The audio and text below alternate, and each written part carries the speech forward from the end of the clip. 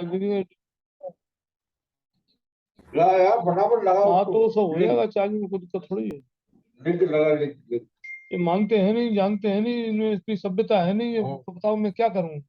तुमने छूट दे रखी है, लेकिन छूट दे रखी है, मैं कुछ कर नहीं पाता हूँ इसका। 67878। नहीं, मुझे तुमने छूट दे रखी है कि इनको कर दो चौकस। हाँ वो मैं टाइट चौकस सब कर दूं, लेकिन वो मैं रह जाता हूँ सोच के बच्चों के सामने, यहाँ और भी होते हैं ना बच्चे, अकेले में तो कर दूं मैं। इनकी जेब में है, एक कॉर्डलेस डाल देना बेटा। अच्छा वो क्या नाम है, वो ईयरफोन डाल देना। क्या करूं, नहीं सुधरे आदमी तो क्या करा जाए। ठीक है ना। एक एफआईआर करानी पड़ेगी इनके नाम में। अच्छा मैंने वैसे एक मद्रास हाई कोर्ट का जजमेंट आ गया है, उसके उसमें उसके प्रावधानों के अनुसार एक एफआईआर करवाता हूँ इसके नाम। तेरे मतलब का अभी, तेरे पिताजी का मतलब का है। नहीं बढ़िया जजमेंट आया, वो सीधा आया जजमेंट। हाँ नहीं, वो तो बहुत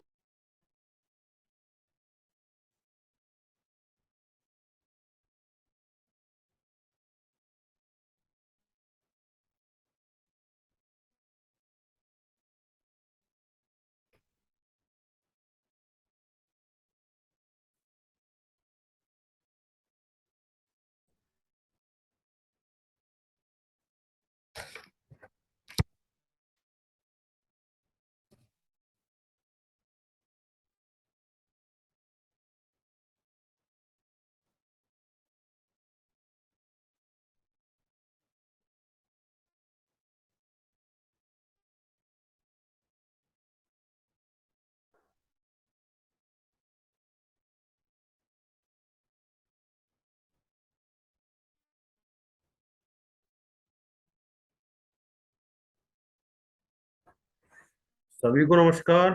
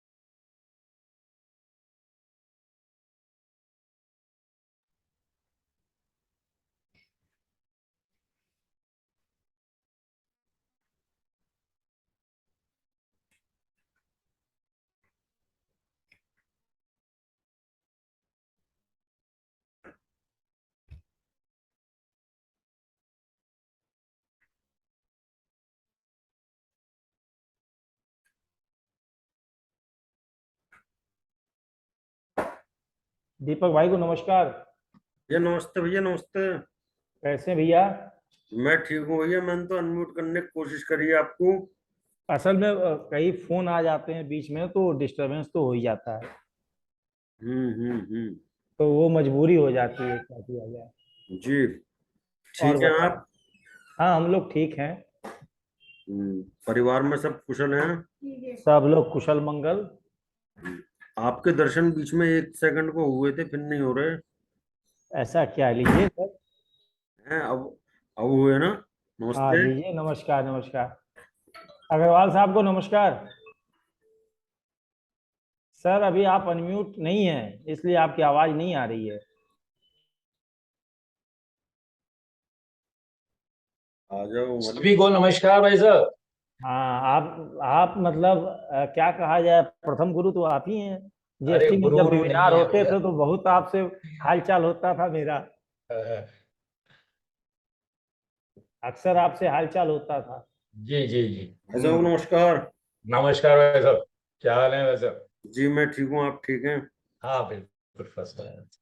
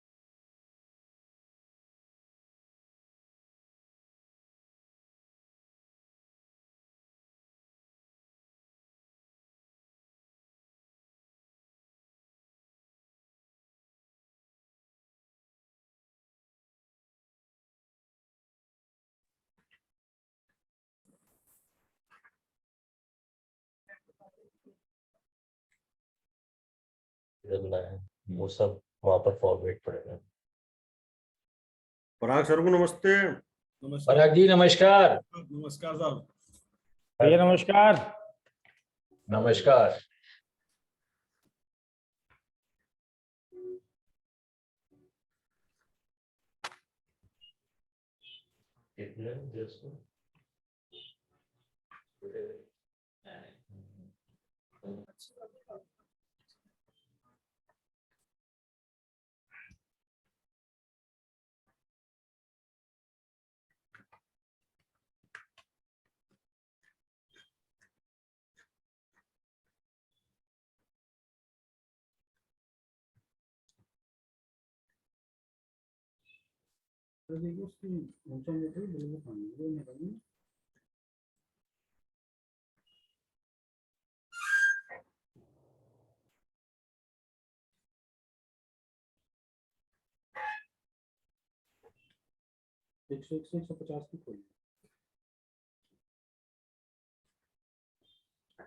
राकेश बाबू नमस्कार।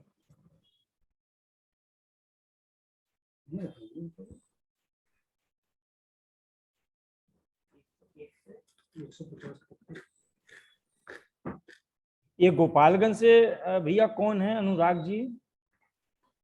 गोपालगंज से तो कोई नहीं है अभी। अच्छा, जैसे नाम है ना उसमें, इसलिए मैंने पूछा। ये गोपालगंज राकेश राकेश बाबू गर्ग है। आगरा से राजकुमार गोयल है। अमित गोयल है सोनभद्र से।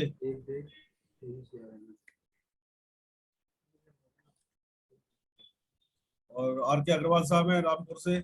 उनको तो मैं बहुत अच्छे से जान रहा हूँ। जी जी।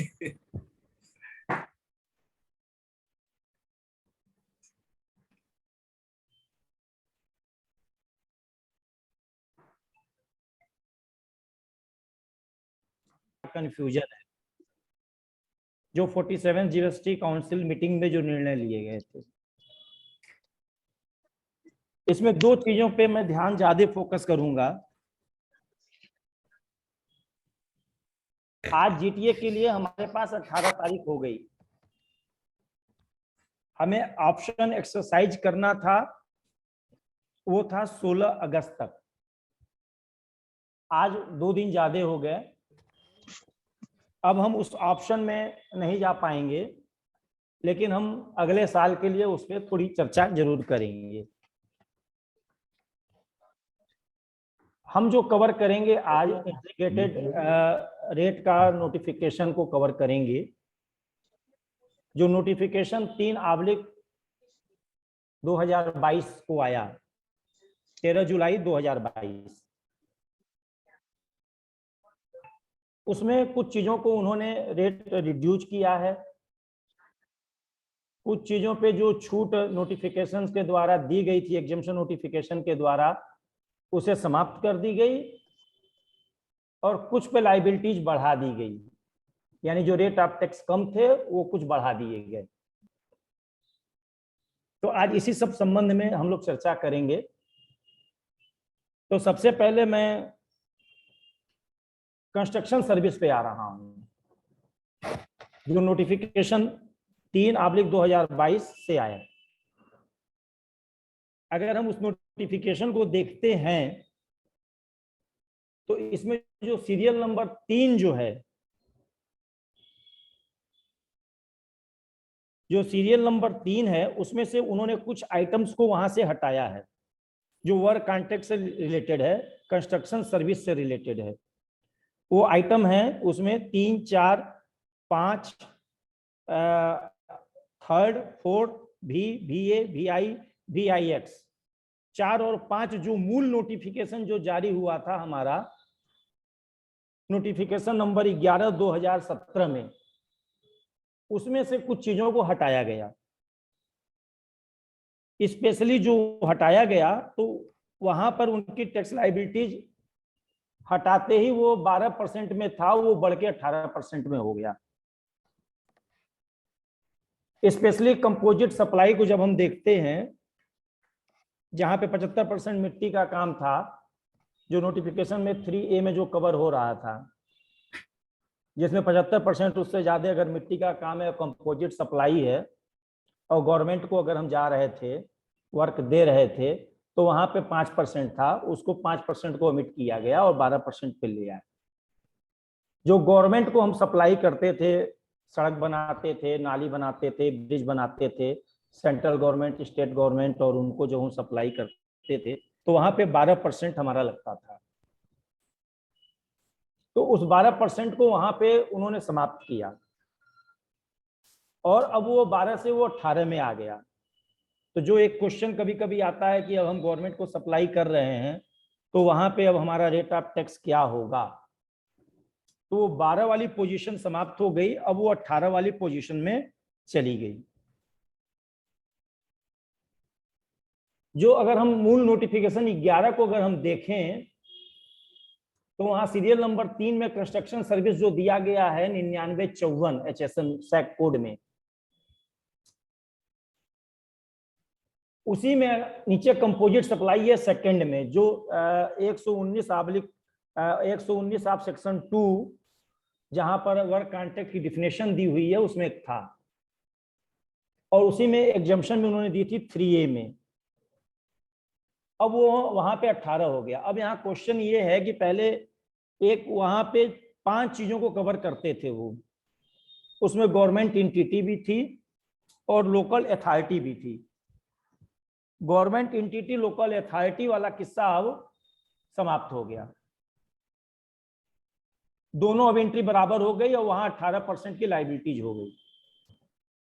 अब इसके बाद जो दूसरी सर्विस है, एकोमोडेशन सर्विस की मैं बात करूंगा। एकोमोडेशन सर्विस में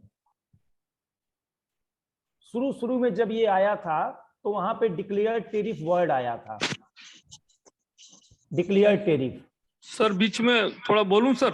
हाँ जो अभी वर्क कॉन्ट्रैक्ट सर्विस की बात हो रही थी सर, जी, तो आपने फरमाया कि गवर्नमेंट एंटिटी और गवर्नमेंट अथॉरिटी हटा दिए हैं, तो ये कुल मिला के 6 थे बजाय 5 के।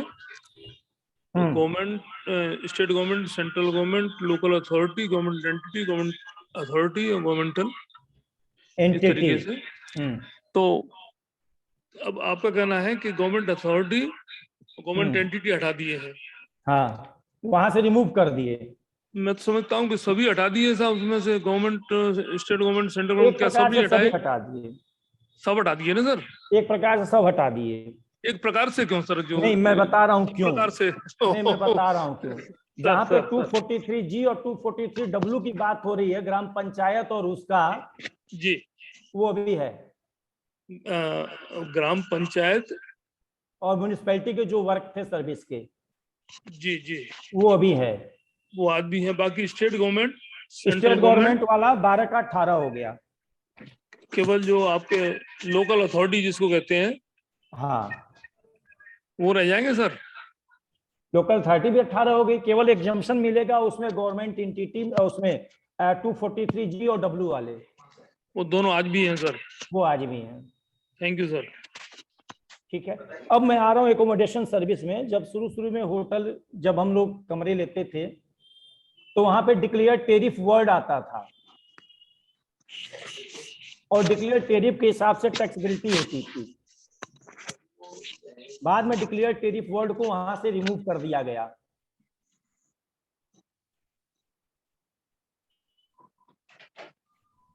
और आज स्थिति यह है कि जो हमें छूट 1000 रुपए से नीचे की 1000 वर्ड को, एभव को हटा दिया, वहां से ओमिटेड कर दिया। इसका प्रभाव ये हुआ कि अब 1 रुपए से लेकर के 1000 तक के जो हम रूम लेते हैं रेंट पर, वहां पे टैक्सेबिलिटी आ गई। अभी तक 1000 के नीचे वाले फ्री थे।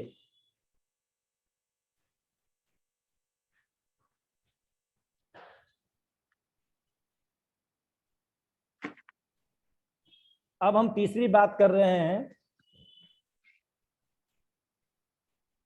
नोटिफिकेशन नंबर 3 में ही, transportation of passenger with or without a compound belonging to ropeway.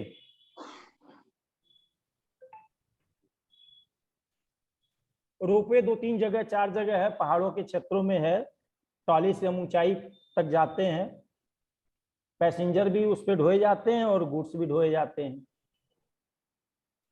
तो जो रोपवे में था, उसमें पहले आईटीसी अलाउ नहीं थी। अब आईटीसी उनको वहां अलाउ की गई है सर्विस की, और यहां पर उनका रेट ऑफ टैक्स 5% हो गया।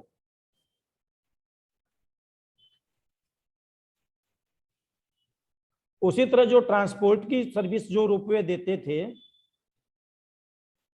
वहां पे अब उनको आईटीसी मिलेगी सर्विस की, गुड्स की नहीं मिलेगी। अब मेन टॉपिक है हम लोग का जीटीए, जो आज है। जब शुरू में जब जीटीए आया तो बहुत कंफ्यूजन था। अनरजिस्टर्ड पर्सन का पहले वो ट्रांसपोर्टर जो है गुड्स ही नहीं ढोते थे। वो कहते थे कि जीएसटी लाओ तो हम लेंगे, तो तुम्हारा गुड्स ढोएंगे।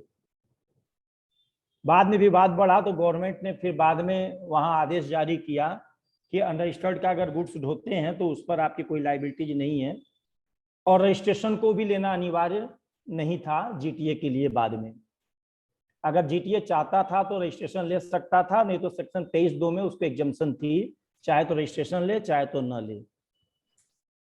आज भी वही स्थिति बरकरार है।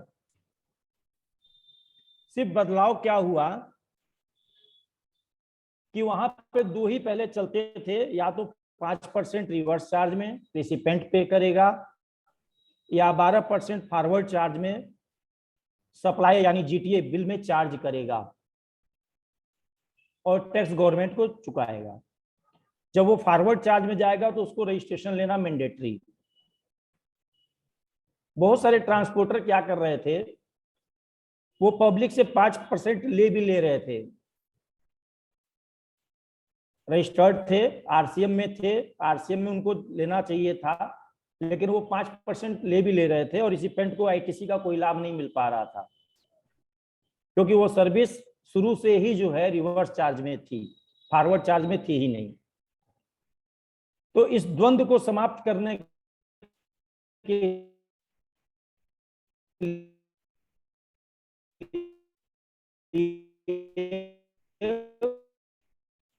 उन्होंने इसमें अमेंडमेंट कर दिया और एक प्रकार से वहां 3 कैटेगरी बना दी।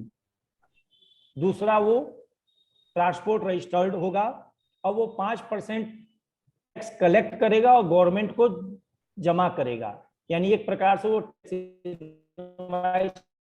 इशू करेगा, बट उसे वहां। और तीसरी कैटेगरी जो शुरू से 12% की थी वो अभी भी है, वो अभी भी बरकरार है, यानी 3 जब हो गए ट्रांसपोर्टर में।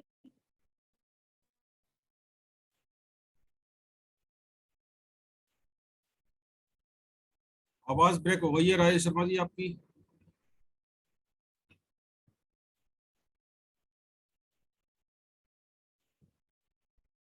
राजेश शर्मा जी आवाज ब्रेक हो रही है राजेश शर्मा जी आपकी। जारी किया नोटिफिकेशन में, हाँ, आ रही है, आवाज आ रही है अब। एनेक्जर 5 उन्होंने एक जारी किया कि आपको ये फिल करके देना पड़ेगा। कब तक देना पड़ेगा? वो था 16 अगस्त तक उसका समय था कि 16 आपको उसको फॉर्म को फिल करके देना है कि मैं फॉरवर्ड चार्ज में जाना चाह रहा हूं। जिनको रिवर्स चार्ज में रहना है उनको तो फिल करना ही नहीं है, जिनको फॉरवर्ड चार्ज में रहना है उनके लिए है। और वो जो मेमो है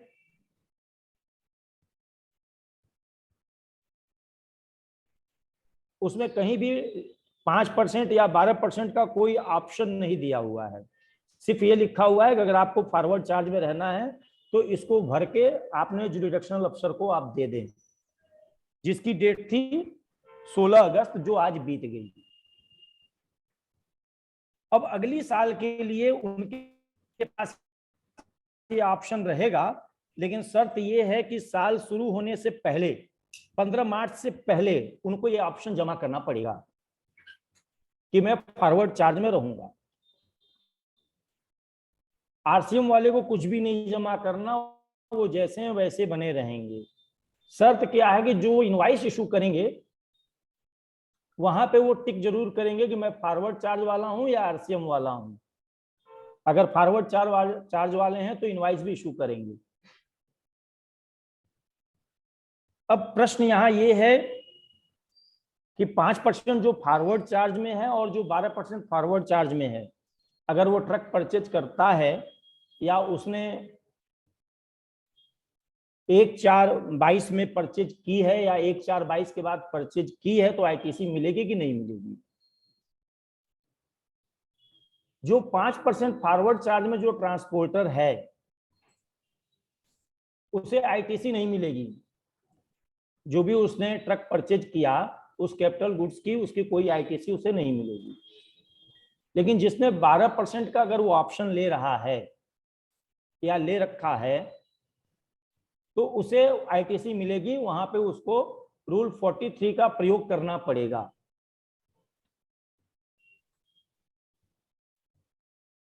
%5 मतलब 5 साल लाइफ मानते हुए जितनी भी आईटीसी है उसको डिवाइडेड बाय 60 कर लेंगे, जो आएगा उस हिसाब से उस रेशियो में पर मंथ उतनी आईटीसी विद इंटरेस्ट रिवर्स करते चलेंगे और शेष की वो आईटीसी क्लेम कर लेंगे। अब क्वेश्चन ये भी है यहां पर एक, जो जिसने पुरानी ट्रक ले रखी है और आज तक वो आरसीएम में था, अब वो चाह रहा है कि मैं फॉरवर्ड चार्ज में 12% में आ जाऊं, तो आईटीसी मिलेगी या नहीं मिलेगी? तो जो अपना सेक्शन 16(4) है उसके अकॉर्डिंग से आपको यहां मिलेगी।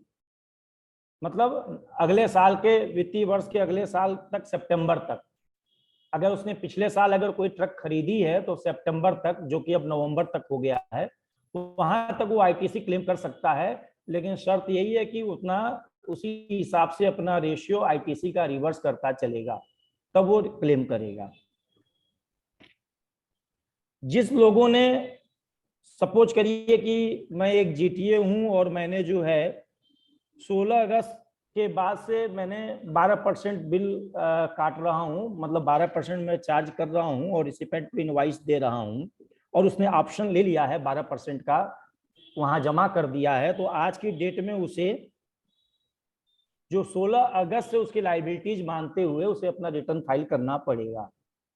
ये मान लिया जाएगा कि 16 अगस्त से वो एलिजिबल हो गए। तो जीटीए का इतना क्वेश्चन था। इसके बाद जीटीए में ये एक बात आई कि अगर मैं फ्यूल के साथ अगर मैं ट्रक किसी को दे रहा हूं भाड़े पर तो उसकी क्या स्थिति होगी।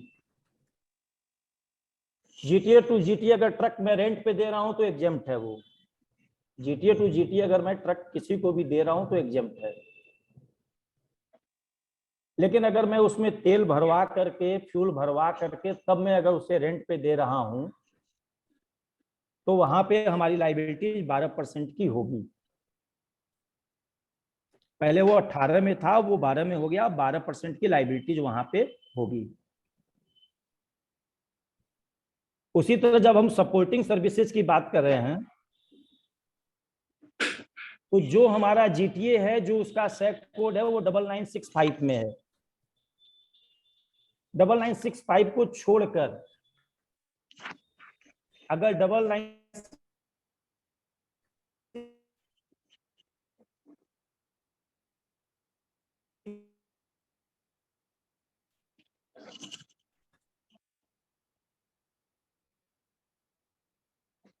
आवाज गायब हो गई सर शर्मा जी की, आवाज नहीं आ रही सर।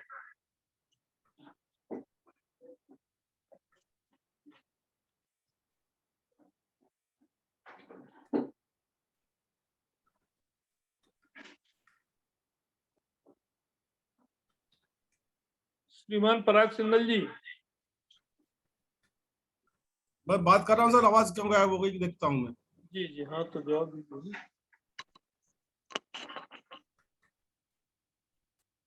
नेट का इशू आ गया था। आवाज आ रही है?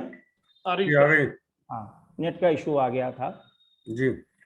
जब हम मूल नोटिफिकेशन अगर 11 को देखते हैं 2017 में तो वहां पे एंट्री नंबर 26 की बात कर रहे हैं। 26 तो जो था वो हमारे जॉब वर्क से रिलेटेड है।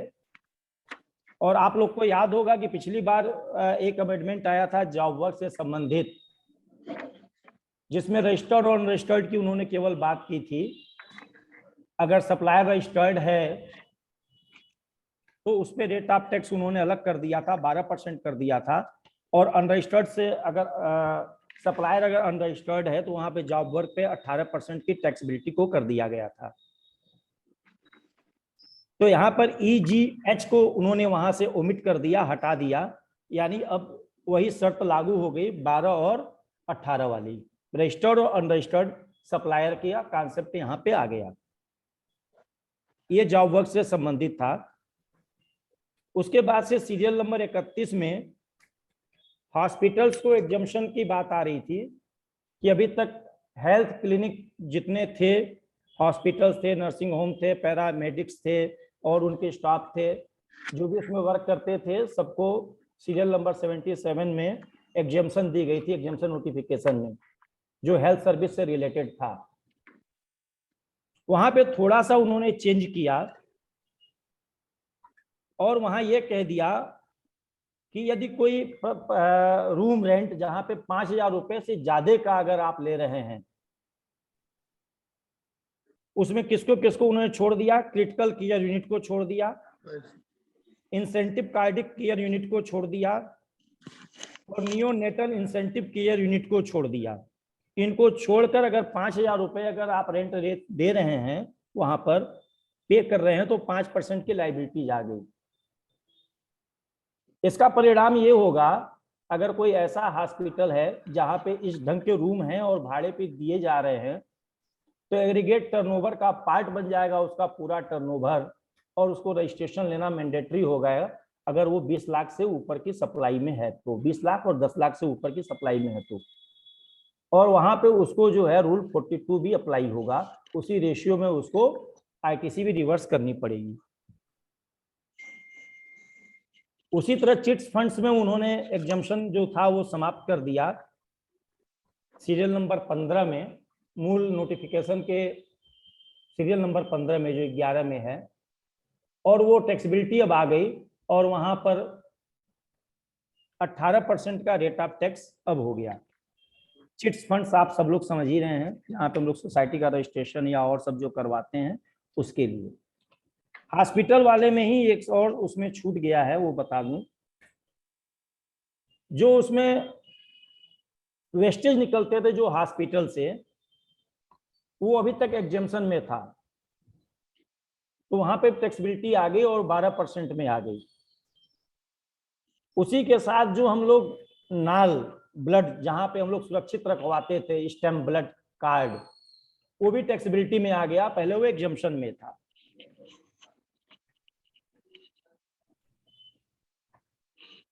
ये हमारा था जीटीए चिट्स और रेंटल से थोड़ा बहुत रिलेटेड। अब इसके बाद अब आप बताएं इसमें कोई क्वेश्चन रह गया है तो, या छूट गया है, या जो मेरी जानकारी में नहीं है। सर नमस्कार। हाँ नमस्ते भैया, करुणेश जी। जी सर, कैसे हैं आप? बढ़िया बढ़िया भैया। सर मैं ये पूछ रहा था, जैसे नोटिफिकेशन आया है तो सर इसमें लास्ट में जो जॉब वर्क दिया हुआ है, तो इसमें एक तो ये दिया है कि फर्स्ट वाला तो दिया है services by way of job work in relation to diamonds filings under chapter, ठीक है, 0.75। वो डायमंड वाले में तो उन्होंने वो रेट इंक्रीज किया ना, ठीक है। और by way job work in relation to bus body building, इस पे 9% यानी कि 18% कर दिया। हाँ, लेकिन उसमें जॉब वर्क में 2 ही बस अपने को देखना है, अगर सप्लायर रजिस्टर्ड है तो 12% में है, और सप्लायर अनरजिस्टर्ड अगर जॉब वर्कर को दे रहा है तो 18% में है। नहीं, इसमें लिखा है services by way of job work other than first A, first B और फर्स्ट सी, यानी कि आप उसको ये देखिए, फर्स्ट में सब आइटम है ई और ई ए और एच जी। ई जो है वो processing of hides, skin and leather से संबंधित है, दूसरा भी लेदर से संबंधित है, और जो तीसरा है वो भट्ठे से था, जो भट्ठे अब उससे समाप्त हो गए आपके कंपोजिशन स्कीम से जी, और उसमें टैक्सेबिलिटी हो गई 6% विदाउट आईटीसी, 12% विथ आईटीसी जी, क्योंकि वो भी एक प्रकार से जॉब वर्क है ना, ईटा पथाई अगर करवा रहे हैं तो। अच्छा अच्छा। तो वहां पे इसको एंट्री को कवर किया गया। अच्छा सर, एक जगह मैं भी उसी को देख रहा था, वो मुझे मिल नहीं पा रहा है कुछ, जो जैसे हर्बल प्रोडक्ट वगैरह का जो जॉब वर्क होता है उस पे 5% भी है ना? अब नहीं है, पहले था। कब से हटेगा? ये जो पिछले बार जो अमेंडमेंट हमारे हुए थे 46 वाले में, जनवरी 46 के बाद हट गया वो, जनवरी से। हाँ फिर समाप्त हो गया वो। नहीं उस, अच्छा, तो फिलहाल हाँ, उसके भी हाँ अब केवल उसमें यहाँ क्ले ब्रिक्स वाला बढ़ा दिए और लेदर वाला उन्होंने वो कर दिया चेंज, बाकी तो पहले ही चेंज हो गए थे। पहले ही चेंज हो गया। ठीक है सर, ये था मेरा। सर मैं पुनः बोलूं सर? हाँ सर बताइए। मैं सर वही वर्क कॉन्ट्रैक्ट वाला नोटिस नंबर 3 में जो पहला वर्क कॉन्ट्रैक्ट सर्विस से रिलेटेड है। हाँ सर आपने बताया कि अभी केवल और केवल नगर पंचायत या लोकल नगर निगम वगैरह अभी भी है, बाकी सबका जो है 12 से 18 कर दिया है जी। उसको सर स्पष्ट करें दोबारा से, मैं कंफ्यूजन में हूँ। इसमें लिखा हुआ है सर आप एग्जम्पशन नोटिफिकेशन को देखेंगे जी, एग्जम्पशन नोटिफिकेशन में पहले एक सीरियल नंबर था 3A जी, वहां से केवल दो तीन चीजों को उन्होंने हटा दिया, central government, state government, union territory तो वहां पे है जी, और वो लोकल अथॉरिटी गवर्नमेंट एंटिटी को उन्होंने वहां से हटा दिया। तो मैं वही अर्ज कर रहा था कि लोकल अथॉरिटी को हटा दिया, तो ये तो आई थिंक ये लोकल अथॉरिटी में ही तो आते हैं सर ये, फिर मैं ये नगर पंचायत बोर्ड और नगर पालिका समिति नहीं, ये समिति जो आती है ये इंडियन कॉन्स्टिट्यूशन के आर्टिकल 243W के अंदर कवर हो रही है ना। लेकिन सर मैं वहां एक लिस्ट दी हुई है कि ये वर्क अगर 269 में हम ले रहे सर, हैं प्योर सर्विस। 269 में डेफिनेशन है लोकल अथॉरिटी की सर, उसमें जो दिए हुए हैं स्थानीय प्राधिकारी में जो आएंगे वहाँ एक लिस्ट पंचायत, दी है वर्क की। जी सर, उसमें 269 सेक्शन 2 है, उसका 69 में देख रहे हैं लोकल अथॉरिटी का मतलब। तो सर इसमें पंचायत, नगर पालिका समिति, जिला परिषद, जिला बोर्ड और विकास प्राधिकरण, ये इसमें दिए हुए हैं। और आज जो हमारे पास नंबर 3 का जो नोटिफिकेशन है, उसमें से क्या क्या हटाया इन्होंने, आइटम नंबर 3 के उसमें सिर्फ 3 चीजें रह गई। सर मेरा निवेदन सुनना सर। हाँ, इसमें लिखा है आइटम नंबर 3, 4, 5, 6, 9, बीच में एक और है, बीए में समझ नहीं आ रहा क्या है, जो उसमें हटाया उन्होंने। And the corresponding entry relating thereto in column में 4, 5 शैल बी ओमिटेड। यानी कि जो डी को देखिए, 4, 5 को जो ओमिटेड किया है जी, वो क्या किससे रिलेटेड है, पहले सर ये मैं देख 6 की बात कर रहा हूँ। 11 नंबर के नोटिफिकेशन में 4, 5 किससे रिलेटेड है उसको देख लीजिए। मैं 4, 5 की बात ही नहीं कर रहा सर, मैं साथ में आइटम नंबर 7 और 6 की 10 बात कर रहा हूँ सर, 4 का 4, मैं 5 6 की बात कर रहा हूँ सर। आवाज 21, 9, क्लियर नहीं हो 17 रही में आपकी। सर मैं बात कर रहा हूँ, फिर से मेरी निवेदन सुने।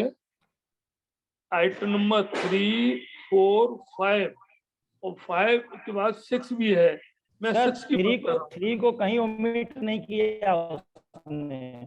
नहीं सर, इसमें तो लिखा हुआ है आइटम 3 ए का सॉरी आइटम 3, आइटम नंबर 3 बिल्कुल सही कह रहे हैं आप, नहीं मेरा बिल्कुल बात सही तो कह रहे हैं। सुनिए, कॉलम 3 में आइटम नंबर 3 ये सीरियल नंबर 3 में है सर, कॉलम नंबर 3 में है, आइटम कॉलम नंबर 3 का 3 ए में है। सर मैं नोटिफिकेशन मेरे सामने, मैं पढ़ रहा हूँ आपके सामने सर। नोटिफिकेशन तो मेरे सामने भी है भाई, मैं भी देख रहा हूँ। नहीं सर, बिल्कुल सही कह रहे हैं, तो मैं थोड़ा सा, मेरी जिज्ञासा है सर, मेरी समस्या दूर करेंगे आप। पढ़ दीजिए, हमारे अग्रवाल साहब बैठे, वो भी आपको क्लियर करेंगे।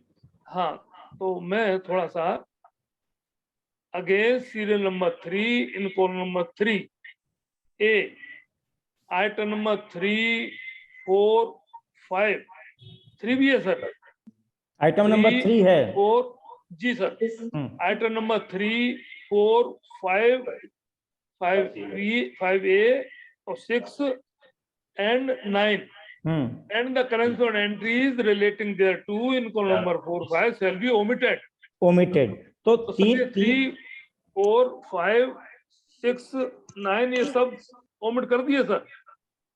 इसमें जो चेंज हुआ है, एक तो कंपोजिट सप्लाई से संबंधित है, बाकी जो बिल्डिंग्स बनती थी, कैनाल, डैम, रोड, ब्रिज, ये सब जो थे, जहां पर 2 चीजें थी, एक कंपोजिट सप्लाई भी थी, जहां पर 75% से ज्यादा कोई मिट्टी का वर्क भी था, जी, वो भी यहाँ पे शामिल है।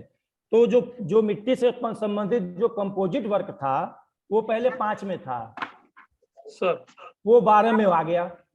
सर मुझे कुछ आगे अग्रवाल साहब कुछ कहना चाह रहे हैं, उनको जी जी हाँ यार सर। Yes sir. जी साहब बताएं। सर ऐसा है कि इसके बारे में मैंने अभी ज्यादा देखा नहीं है, मैं बेकार में आपसे कह दूं, तो इसलिए मैं इसको ज्यादा एक्सप्लेन कर नहीं पाऊंगा। सर हम तो वो चाह रहे हैं समय, जिसने ज्यादा देखा हो सर, उनके व्यूज चाहिए सर, हम कंफ्यूज हैं थोड़े से। हेलो, हम थोड़े से इसमें अनिश्चय की स्थिति में है सर, इसको दोबारा ऐसा पढ़ के दोबारा हमेशा हमारी शंका समाधान करें सर, ऐसा निवेदन है हमारा। देखिए, जो तीसरे नंबर पे जो आप बात कर रहे हैं आइटम 3, जी, वहां पे लिखा हुआ है, मूल नोटिफिकेशन 11 में देखिए, वहां लिखा हुआ है composite construction services other than 1 and 2 above. 1 में क्या है कि कॉम्प्लेक्स कंस्ट्रक्शन है, बिल्डिंग है, सिविल स्ट्रक्चर है, और वो है जो 18% में था। दूसरा था composite supply of work contracts, clause 119 of section 2 of central goods and tax का 18% में था। और तीसरा कंस्ट्रक्शन सर्विस था 1 और 2 को छोड़कर, जो 18% में था। सर मेरा हेलो? निवेदन है सिर्फ और सिर्फ ये 6 नंबर है सर, जो 24 नंबर के नोटिफिकेशन दिनांक 21 सितंबर 2017 का था। 24 नंबर नोटिफिकेशन था सर, उसमें 6 नंबर का जो था आइटम नंबर 6। 6 क्या चीज है, आइटम क्या है 6 में? आइटम 6 में पढ़ रहा हूँ सर, ध्यान दें सर। 6 में है sir, services provided to the central government, state government, union territory, local authority और a governmental authority by way of construction, erection, commissioning, installation, completion, fitting out, repair, maintenance, renovation और alteration of। अब यहाँ पे ABC दिया sir उन्होंने, वहां पे sir 2 चीजें और देख लीजिए। सर पूरी पढ़ दूं मैं आपको, मेरी शंका समाधान हो जाएगा। मैं सब परेशान हूँ, इसमें थोड़ा सा दिक्कत आ रही मेरे सामने सर, इसलिए आपसे बार बार अनुरोध कर रहा हूँ सर। चलिए राकेश भाई आप बताइए। हाँ, तो इसमें ये पहली बात तो उन्होंने ये बता दिया, provided to central government, state government, union territory, local authority, governmental authority, और फिर कहा by way of construction, erection, commissioning, installation वगैरह वगैरह ऑफ ए सिविल स्ट्रक्चर और any other original works mean predominantly for use other than for commerce and industry वगैरह। B में इन्होंने लिखा structure meant periodically for use as one educational, clinical and art और culture establishment और a residential complex predominantly being for self use. यानी कि ये state government, central और लोकल अथॉरिटी, यूनियन टेरिटरी वगैरह के लिए ये काम थे, ये इन्होंने आइटम नंबर 6 में डाले हुए थे sir, by notification number 24 of 21 सितंबर 2017। अब यहाँ पे ये हम पढ़ रहे हैं जो अमेंडमेंट को सर, 3 नंबर का जो नोटिफिकेशन है उसमें ये कह दिया है कि ये हटा दिए गए। सर एक मिनट थोड़ा सा, 1 मिनट। जो 6 आइटम जो बता रहे हैं जी, ये notification by government, services sir 24 provided number government में देखेंगे क्या मिलेंगे था सर। वो देखिए, वहां पे था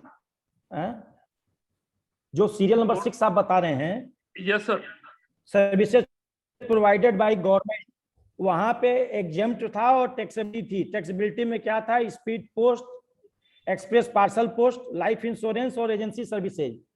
और एग्जेम्पशन में क्या था? Basic mail service, money order service, banking service. मैं शायद कहीं मैं कनेक्ट नहीं कर पा रहा हूं, मैं अर्ज कर रहा हूं कि नोटिफिकेशन नंबर 24/2017 डेटेड 21/9/17,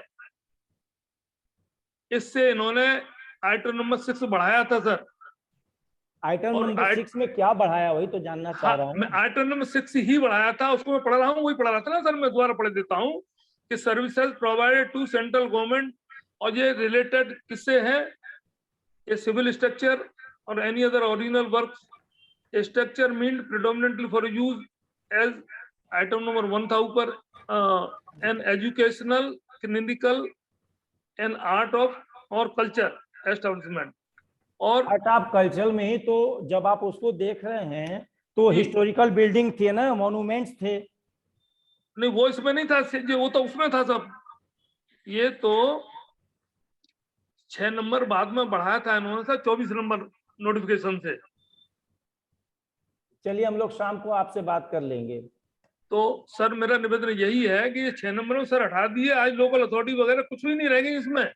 मेरा निवेदन ये है, लोकल अथॉरिटी केवल जो लिस्ट में जो काम दिए हुए हैं 15, 16, 17 टाइम के काम दिए हुए हैं सर, जो प्योर वो सर्विस कुछ नहीं के रह हैं, गए बस वही है। सर, कुछ नहीं रहेगा, वो भी नहीं रहेगा। मेरे निवेदन ये है, नहीं मेरे हिसाब से फिर अभी वो हैं, वो समाप्त नहीं हुए। 6 नंबर हटा दिया है। अथॉरिटीज के अंदर जो ग्रामीण पंचायत वगैरह है वो लोकल अथॉरिटी में शामिल होती है क्या? यस सर, होती है। मैं पढ़ रहा हूँ लोकल अथॉरिटी डेफिनेशन बता रहा हूँ मैं, 269 में दी हुई है सर्विस का वर्क अगर आप उसको दे रहे हैं तो एग्जम्पशन है वहां सर। 269 में डेफिनेशन में दिया हुआ है कि लोकल अथॉरिटी में क्या क्या आएगा।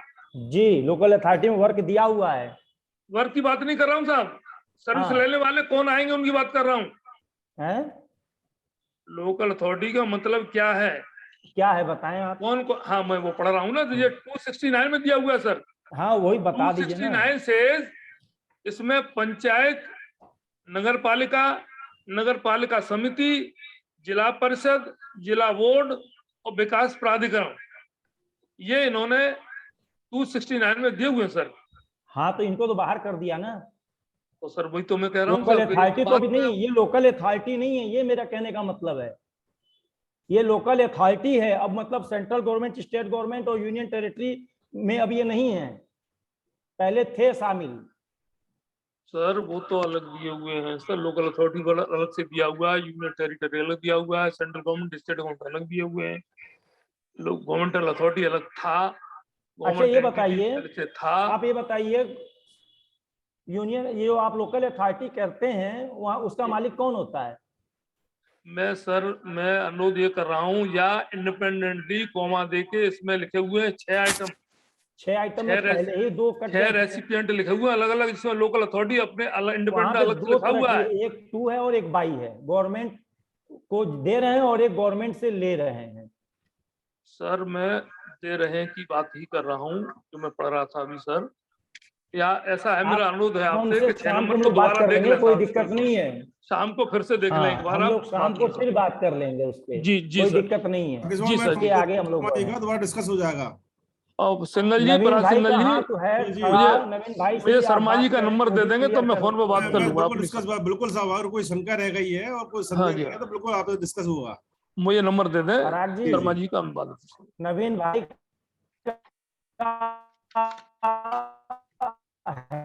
राजेश शर्मा जी का नंबर दे दूंगा, आप डिस्कस कर लीजिएगा। और इसको निश्चित रूप से बहुत अच्छा, राकेश बाबू बहुत अच्छा प्रश्न है, शंका भी है।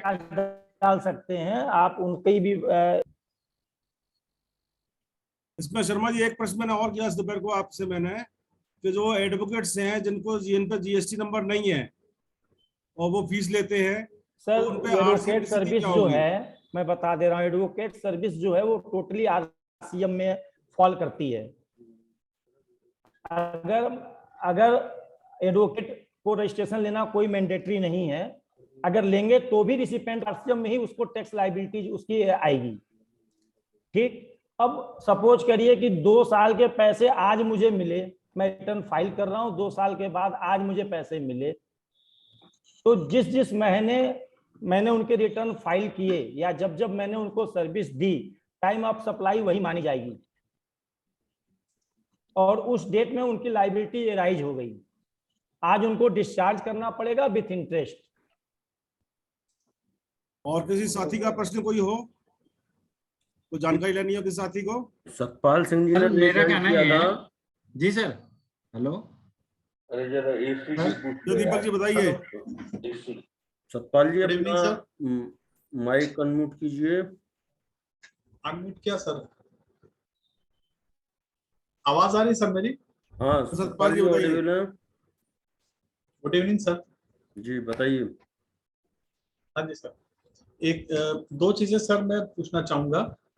एक तो सर मेरी क्वेरी ये थी कि जैसे यदि रिसिपिएंट कोई सर्विस लेता है ट्रांसपोर्टर से और वो रिवर्स चार्ज में है या फ्रंट चार्ज में है, खासतौर से रिवर्स चार्ज के केस में, तो वो उसके ऊपर टैक्स जमा करेगा रिसिपिएंट ऑफ सर्विस।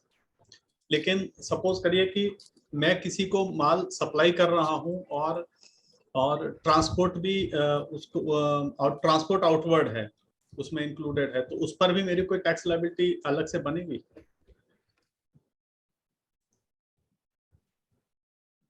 फिर से अपना क्वेश्चन रिपीट करें सर। सर यदि मैं किसी मटेरियल को सेल करता हूं जी, और उसमें मैं उस मटेरियल को इनवर्ड भी लेता हूं और आउटवर्ड भी करता हूं, ठीक और है, आउटवर्ड में मेरे ट्रांसपोर्टेशन के खर्चे हैं, तो उन खर्चों पर भी मुझे क्या जीएसटी जमा करना पड़ेगा?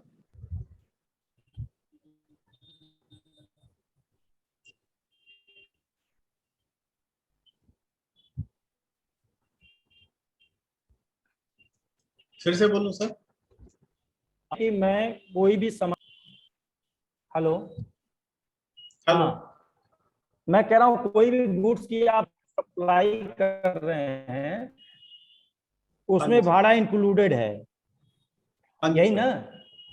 हाँ जी सर। तो आप गुड्स को पहुंचाने वही तो आप पैसे ले रहे हैं ना, कंपोजिट सप्लाई हो गई ना आपकी, अलग से कोई जी सर, भाड़ा जी थोड़ी सर। चार्ज कर रहे हैं बिल में।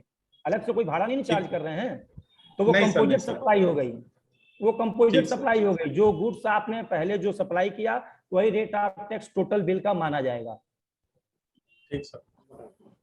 और दूसरा अलग से सर मैं कुछ भी चाह नहीं रहा था लगेगा। कि ठीक है सर, अभी मैं दूसरा सर ये पूछना चाह रहा था कि जैसे आपने अभी बताया था कि यदि हम व्हीकल परचेज करता है कोई जीटीए वाला और वो 12% में है फॉरवर्ड चार्ज में, तो उसकी आईटीसी को वो 12% में है, तो आईटीसी क्लेम करने के बाद उसको मंथली उसको रिवर्स भी करेगा। उस प्रोसेस को थोड़ा समझना चाहता था, थोड़ा सा और इलेबोरेट करेंगे, समझाएंगे तो अच्छा रहेगा। सर जैसे सपोज करिए कि मैं कोई एक ट्रक मैंने परचेज की हाँ जी सर। और मैं 12% में हूँ, हाँ जी सर। 12% में हूँ, तो मैं पहले जिस दिन मैंने ट्रक परचेज की उस दिन मैं पूरी आईटीसी ले लूंगा। ठीक सर। और पूरे ट्रक की लाइफ जो है जीएसटी में 5 साल मानी गई है, ठीक सर। तो उसको हम 60 महीने से डिवाइड कर देंगे। ठीक है सर। ठीक, अगर हम उससे कोई पर्सनल काम भी अगर कर रहे हैं ठीक तो सर। 5% वो भी हम उसमें से आईटीसी में से रिवर्स कर लेंगे। 5% हर साल सर? हर मंथ, हर क्वार्टर, हर क्वार्टर। ना, हाँ, अगर हम नॉन बिजनेस का अगर वर्क कर रहे हैं तो। ठीक सर। और 3B में रिवर्स करते चलेंगे। एक प्रकार से आपको बैंक से लोन मिल गया एडवांस में, अब आप किस्त चुकाएंगे साथ में ब्याज भी चुकाएंगे। और अगर दोनों ऑप्शन ले लेते हैं कि 5 में भी बिल जारी कर रहे हैं और 12 में भी जारी कर रहे हैं, ठीक सर। तो आपको रूल 42 पालन करना पड़ेगा। ठीक सर। रूल 42 का भी आपको ध्यान रखना पड़ेगा, यानी तब दोनों अप्लीकेबल हो जाएंगे। 42 और 43। 43 अगर दोनों अगर एक साथ कर रहे हैं तो, जिसने 5 मांगा 5 की जारी कर दी है, जिसने 12 मांगा 12 की जारी कर दी है।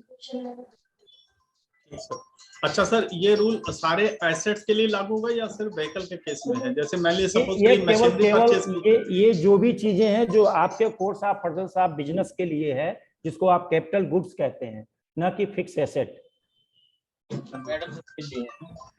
उसके लिए है। देख लिया। ठीक है सर। सर बीच मेरा में एक मैं प्रश्न है सर। हेलो। हाँ जी, आप पहले की प्रश्न। सर क्या दोनों में रजिस्ट्रेशन रख सकता है वो 5% और 12% दोनों में? जो एनेक्जर उन्होंने 5 दिया है जी उसमें उन्होंने कहीं भी ये ऑप्शन नहीं लिखा है कि 5 लेंगे कि 12 लेंगे, सिर्फ लिखा है कि फॉरवर्ड चार्ज में अगर जाना चाहते हैं तो इसको फिल करके जमा कर दीजिए। जी जी जी, थैंक यू। तो दोनों लेंगे। ये नवीन सिंघानिया जी ने रेज हैंड किया था। नवीन सिंघानिया जी, नवीन भाई कहाँ हैं? सामने है आपके। हमारे सीनियर हैं सर। भाई, नमस्कार।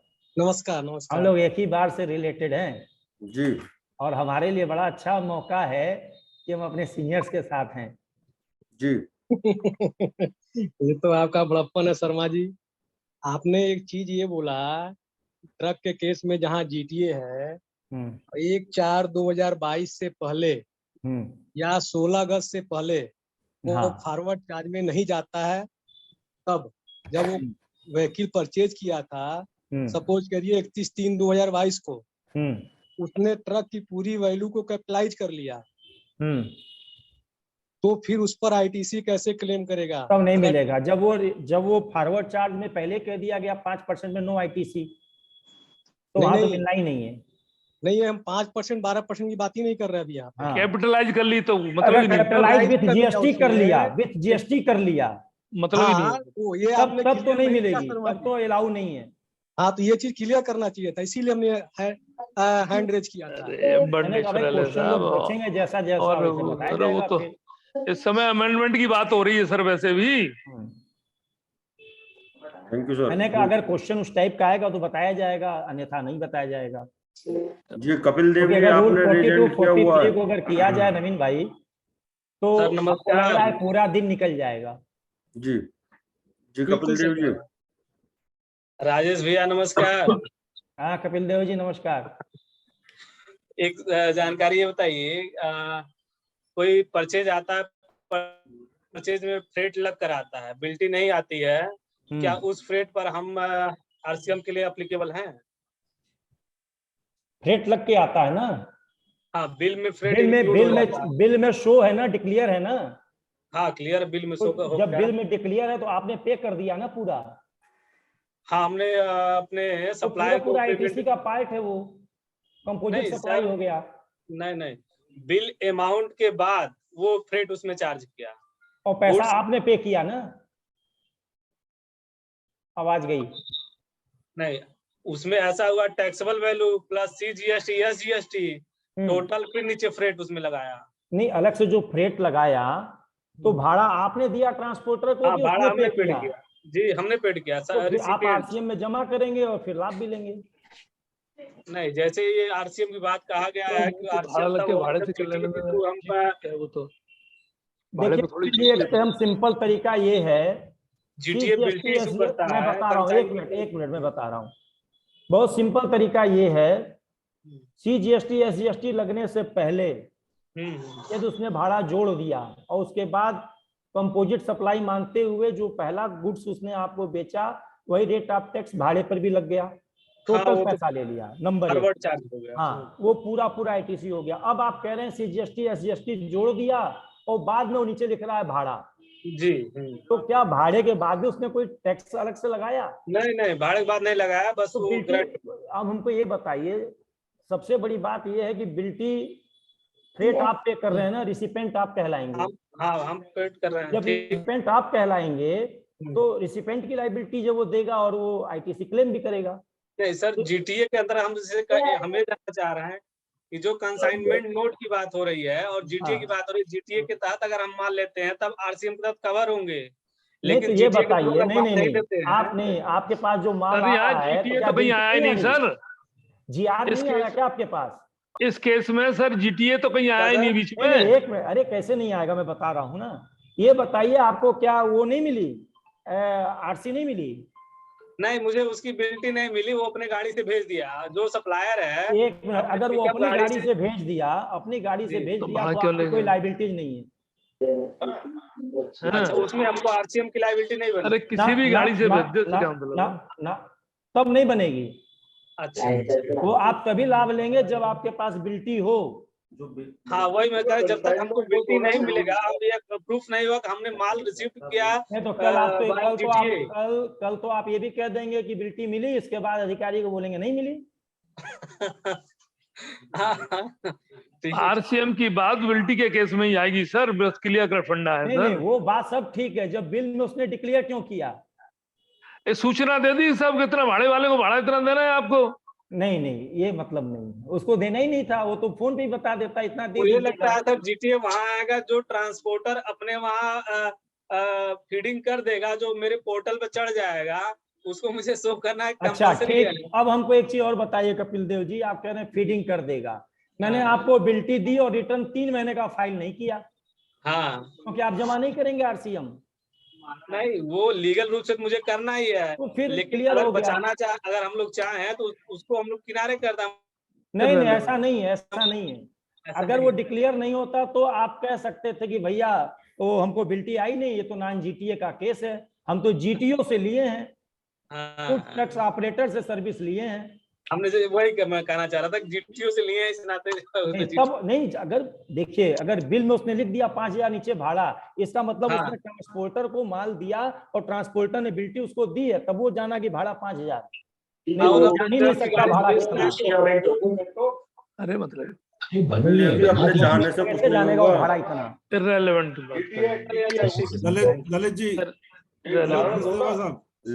ललित जी प्लीज अनम्यूट कीजिए अपने आप को। ललित सचदेव जी।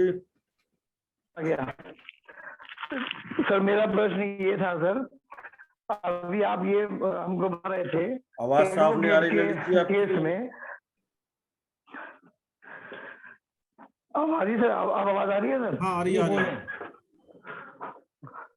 सर मैं ये कह रहा था, अभी आपने बताया कि एडवोकेट के केस में आरसीएम एप्लीकेबल रहेगा, उसे रजिस्ट्रेशन ले या ना ले। एडवोकेट के साथ में आगे अगर उसके पास कोई रेजिडेंशियल एकोमोडेशन है जो वो रेंट पे देता है, अब वो चाहे किसी रजिस्टर्ड को दे देता है, तो तब क्या आएगी उसकी पोजीशन, उसको चार्ज करना है या वो आरसीएम में वही जमा करेगा? एक मिनट सर, रेजिडेंशियल ड्वेलिंग जो है वो टोटल आरसीएम में गई हुई है, कहीं कोई फॉरवर्ड चार्ज की बात नहीं की गई है। ठीक है सर। ठीक, अब जब रेजिडेंशियल आप दे रहे हैं, किसको दे रहे हैं? रजिस्टर्ड पर्सन को दे रहे हैं जी। अगर रजिस्टर्ड पर्सन अगर उसको बैलेंस शीट में दिखा दे कि मेरे खर्च हैं भाड़े के, तब तो कुछ नहीं लगेगा जी, लेकिन अगर खर्चे में दिखा दे तो लगेगा। सिंपल सा फंडा ये है। एडवोकेट को रजिस्ट्रेशन की लायबिलिटी फिर भी नहीं आएगी ना? नहीं आएगी। अगर एडवोकेट कोई कमर्शियल प्रॉपर्टी अगर देता भाड़े पर और एडवोकेट रजिस्टर्ड होता जी, तब वो फॉरवर्ड चार्ज की तब वो इनवाइस उसको इश्यू करनी पड़ती, क्योंकि एग्रीगेट टर्नओवर का उसका पार्ट बनता।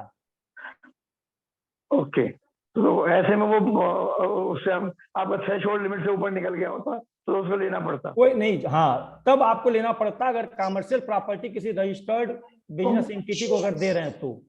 जी जी, नहीं दे रहे हैं तो नहीं लगता। ठीक sir, thank you sir. Satpal ji please. मैं फिर अगले स्पीकर अपने जो है सीनियर अपने उनको नामित कर रहा हूँ उसके बाद में। सतपाल जी प्लीज। हाँ जी सर, माइक खोल दीजिए। हेलो, आवाज आ रही सर? हाँ आ रही है आवाज सर। हेलो, हाँ जी सर, राजेश सर ने जब अपना क्या नाम है स्पीच शुरू की थी तो उन्होंने बताया था कि कुछ जीटीए में अनरजिस्टर्ड पर्सन को यदि ट्रांसपोर्टेशन सर्विस दी जाती है तो उस केस में कोई टैक्स लायबिलिटी नहीं होगी किसी की भी, तो वो अभी भी इंटैक्ट है सर? उसमें भी कुछ चेंज हुआ है या फिर केवल 750 और 1500 जो हम भाड़ा देते था जो एग्जम्पशन में, अगर एक कंसाइनमेंट अगर 750 के अंदर है या पूरी गाड़ी अगर 1500 के अंदर है तो एग्जम्पशन में था या उसको ओमिट कर दिया गया, समाप्त कर दिया गया। अब 1 रुपया भी अगर आप, हाँ अगर 1 रुपया भी अब है तो एग्जम्पशन नहीं है अब।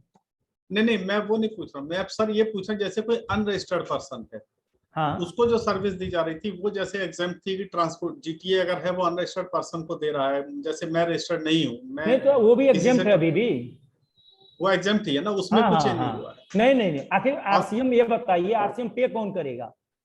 वो तो अनरजिस्टर्ड है, पे कौन करेगा? और ट्रांसपोर्टर भी अंडर आरसीएम है। ठीक है। अच्छा, सेकंड केस में सर ये ट्रांसपोर्टेशन के लिए जो रजिस्ट्रेशन भी कंपलसरी नहीं था वो भी अभी चल रहा है? हाँ वो अभी भी है। वो आप जाना चाहते हैं 12% या 5% फॉरवर्ड चार्ज में तो आप लेंगे। आरसीएम में भी विदाउट रजिस्ट्रेशन रह सकते हैं? आरसीएम में बिल्कुल रह सकते हैं। 23 सेक्शन 23 में अभी भी एग्जम्पशन है आपको। धन्यवाद साहब। और कोई क्वेश्चन किसी का? मैं फिर बुला रहा हूँ अपने सीनियर श्री आर के अग्रवाल जी को। मैं आमंत्रित कर रहा हूँ अपने बड़े भाई सी आर के अग्रवाल जी को, प्लीज। थैंक यू पराग जी। साथियों, आज के इस प्रोग्राम के लिए मैं कर जानकारी और association of tax practitioners and professionals के सारे पदाधिकारियों का धन्यवाद व बधाई देना चाहूंगा कि इस बहुत ही रिलेवेंट टॉपिक पे आपके द्वारा ये वेबिनार रखी गई है। और सर्वप्रथम मैं जन्माष्टमी के अवसर पर सभी साथियों को हृदय की गहराइयों से बधाई देना चाहूंगा। हमारे आज के स्पीकर एडवोकेट राजेश शर्मा जी ने बहुत ही डिटेल्ड में जो अमेंडमेंट हमारे 47th जीएसटी काउंसिल की मीटिंग में किए गए थे उनसे संबंधित, उसके बारे में आपको हम सबको जो है डिटेल में बताया और विशेष तौर से जीटीए सर्विसेज के बारे में बताया। इसमें जो नोटिफिकेशंस जीएसटी काउंसिल की मीटिंग के बाद जारी किए गए वो रिलेवेंट हैं। जो नोटिफिकेशन पहले के इशू थे उसमें अमेंडमेंट किए गए।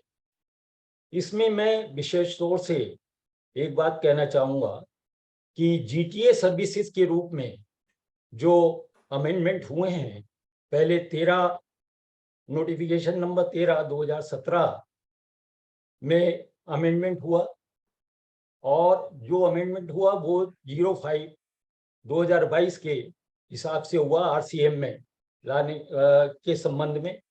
और इसमें जो है इन्होंने फॉरवर्ड चार्ज में लाने के लिए आप देखेंगे 05/2022 13/7/2022 का जो नोटिफिकेशन है, इसमें पहले ही पॉइंट के प्रोविजो में जो है, बी के प्रोविजो में ये डाल दिया goods supplied by him under forward charge.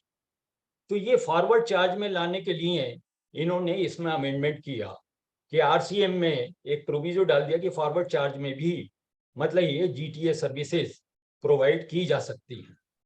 और उसी के आधार पे जो है जीटीए सर्विसेज पे जो फॉरवर्ड चार्ज में दो तरह से मतलब ये है कि जीटीए सर्विसेज प्रोवाइड करने वाला अपना रजिस्ट्रेशन लेगा, और रजिस्ट्रेशन में वो यदि 12% फॉरवर्ड चार्ज पे करता है तो वो आईटीसी क्लेम करेगा, और यदि 5% कलेक्ट करके वो पे करता है तो उसे जो है आईटीसी इनवर्ट सप्लाईज पे आईटीसी का लाभ नहीं मिलेगा।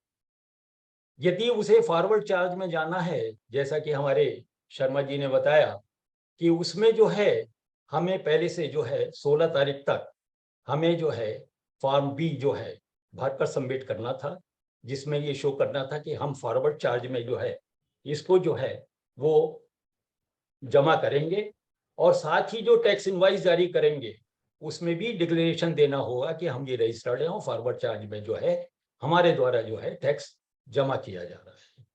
और यदि वो फॉरवर्ड चार्ज में नहीं जाता है तो पहले की तरह आरसीएम के तहत जो रिसिपेंट ऑफ द सर्विसेज है वो इसमें जो है टैक्स का पेमेंट, जीएसटी का पेमेंट आरसीएम के तहत करेगा, और अकॉर्डिंगली वो जो है आईटीसी उसमें जो है क्लेम करे। ये जीटीए के बारे में थोड़ा सा मैं आपको बताना चाह रहा था। इसके अलावा एक जो renting of residential dwelling house है उसके बारे में भी एक अमेंडमेंट किया गया है। पहले ये एग्जम्प्ट थी और ओरिजिनल नोटिफिकेशन 12/2017 में ये रेजिडेंशियल हाउसेस को रेंटिंग पे देने पर एग्जम्पशन था, वहां पे अमेंडमेंट किया गया, और उसमें जो है रेजिडेंस के साथ में जो है जो वर्ड बढ़ाया है अगेंस्ट सीरियल नंबर 12 में उन्होंने लिखा है except where the residential dwelling is rented to a registered person. ये नोटिफिकेशन नंबर 4 में ये इसमें दिया गया है ए में, जिसमें जी उन्होंने सीरियल नंबर 12 में जो है वो कॉलम 3 में जो है एज रेजिडेंस को की जगह पर except where the residential dwelling is rented to a registered person ये मेंशन करा है। इट मींस जो एग्जम्पशन पहले रेजिडेंस को था, रेंटिंग ऑफ रेजिडेंस को पूरा, उसमें जो है अब except where the residential dwelling is rented to a registered person, यदि रजिस्टर्ड पर्सन को दिया है तो वो इससे एक्सक्लूड कर दिया गया, और जो अनरजिस्टर्ड पर्सन को यदि आज भी रेजिडेंशियल यूनिट कोई दे रहे हैं तो उस पर कोई भी टैक्स की लायबिलिटी नहीं आती है। इसी के साथ जो नोटिफिकेशन नंबर 5 है उसमें जो है इन्होंने 5A के बाद जो है इसके 3rd नंबर पर 5A के बाद 5AA जो है वो बढ़ाया है, उसमें service by way of renting of residential dwelling to a registered person column B में 2 में दिया है, कॉलम 3 में एनी पर्सन, एनी पर्सन से मतलब ये जो सप्लाई कर रहा है services, renting of residential dwelling house का जो सर्विसेज प्रोवाइड कर रहा है वो कोई भी पर्सन हो, चाहे रजिस्टर्ड हो अनरजिस्टर्ड हो, उससे कोई फर्क नहीं पड़ रहा है, लेकिन किसे कर रहा है एनी रजिस्टर्ड पर्सन को, तब वो रिवर्स चार्ज में जो है वो जमा करेगा। तो इसमें ये स्थिति है कि रजिस्टर्ड पर्सन यदि कोई रेजिडेंशियल ड्वेलिंग हाउस लेता है, चाहे वो रजिस्टर्ड पर्सन से ले या अनरजिस्टर्ड पर्सन से ले, ये रिवर्स चार्ज के तहत जो है वो टैक्स जमा करेगा, क्योंकि ये नोटिफिकेशन जो है जो नोटिफिकेशन नंबर 5 है, ये रिवर्स चार्ज से संबंधित है, सेक्शन 9(3) में इशूड है। 9(3) में इशूड होने के कारण इसमें जो भी नोटिफिकेशन में जो भी एडिशन किया गया है 5A को, वो जो है रिवर्स चार्ज के तहत ही इसमें जो है टैक्स की लायबिलिटी आती है। यदि रजिस्टर्ड पर्सन को ये सप्लाई नहीं होती है तो इसमें जो है कोई भी टैक्स की लायबिलिटी जो है आरसीएम के तहत किसी दूसरे के ऊपर नहीं आती। अब बात ये आती है जो रजिस्टर्ड पर्सन है जिसने आरसीएम के तहत ये टैक्स इस पे जमा करा है, तो क्या उसका आईटीसी मिलेगा या नहीं मिलेगा, ये बहुत सी बातों पर निर्भर करेगा कि वो रेजिडेंशियल हाउस किस पर्पस के लिए लिया गया है, बिजनेस में उसका क्या यूज है। उसके हिसाब से ही यदि वो पर्सनल यूज में ले रहे हैं, कोई प्रोप्राइटर है पर्सनल यूज में ले रहा है, तो उसको जो है उसका आईटीसी नहीं मिलेगा। लेकिन यदि वो ही आप अपने एम्प्लॉइज के लिए ले रहे हैं और एम्प्लॉइज के सर्विस कॉन्ट्रैक्ट के अनुसार वो उसे हाउस प्रोवाइड करना कंपलसरी है, तो उसका आईटीसी जो है वो रजिस्टर्ड पर्सन को मिलेगा। इसी तरह से यदि कंपनी पर्सन है और कंपनी के डायरेक्टर को यदि वो रेजिडेंशियल हाउस देना as per terms and contract of the agreement, service agreement आवश्यक है, तो वो भी क्योंकि in furtherance of the business है, तो उसका आईटीसी भी वो भी जो है वो रजिस्टर्ड पर्सन को अवेलेबल होगा। ये renting of immovable property residential के संबंध में था। इसके अलावा हमारे पराग सिंघल जी ने एक दो चीजें मेरे को कही थी कि उसके बारे में भी थोड़ा सा बता दें कि कर्ड, लस्सी, बटर मिल्क पे टैक्स की क्या स्थिति है। इसके संबंध में मैं एक चीज बताना चाहता हूं कि नोटिफिकेशन नंबर 6 और नोटिफिकेशन नंबर 7, आप देखेंगे नोटिफिकेशन नंबर 7 जो है वो सेक्शन 11(1) के अंतर्गत जारी किया गया है, और सेक्शन 11(1) के अंतर्गत जो जारी किया है वो पूर्व में जारी किए गए नोटिफिकेशन नंबर 2 ऑफ 2017 दिनांक 28 जून 2017 का है, जिसमें कि बहुत से सीरियल नंबर के जो आइटम्स हैं उसमें जो है अमेंडमेंट किया है। और आप ये देखेंगे ज्यादातर में जो है उसमें जो है जहां पे भी है उसमें लिख दिया है other than pre packaged and labelled.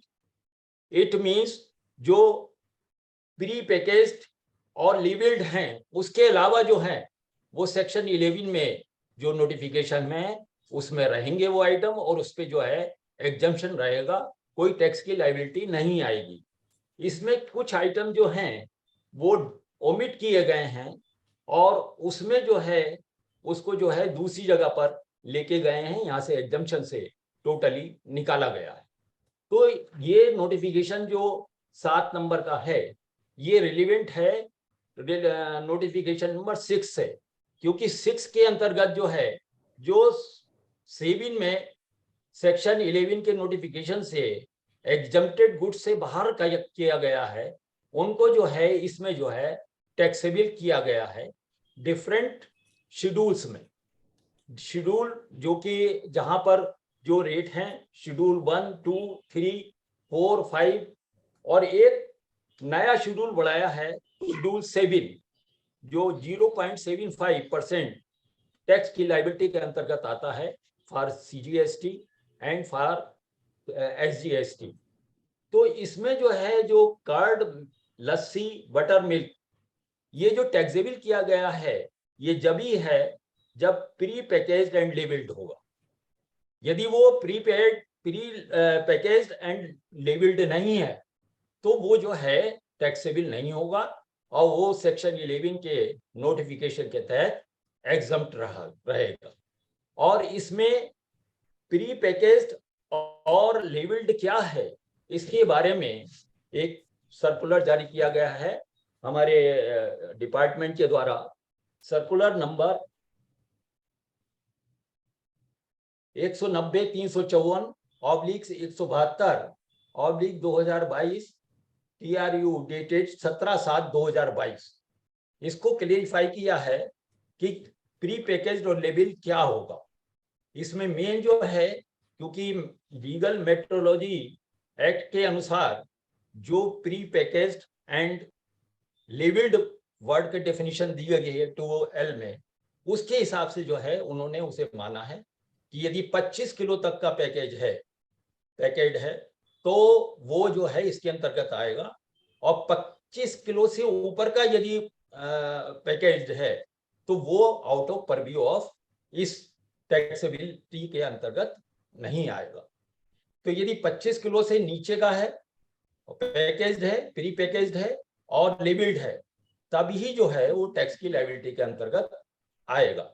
और उससे ऊपर का है, यदि 60 किलो का है, 50 किलो का है, 40 किलो का है, 100 किलो का है, तो जो है वो टैक्स की लायबिलिटी के अंतर्गत नहीं आएगा। उसमें एक क्लेरिफिकेशन और भी दिया है कि यदि 5-5 किलो के पैकेज या 1-1 किलो के पैकेज किसी बोरे में रखें और उसे पैक्ड करके 50 किलो के, 40 किलो के या 100 किलो के उसमें वो फिर मतलब बेचे जाएं, तो क्या उस पे टैक्स की लायबिलिटी आएगी या नहीं आएगी।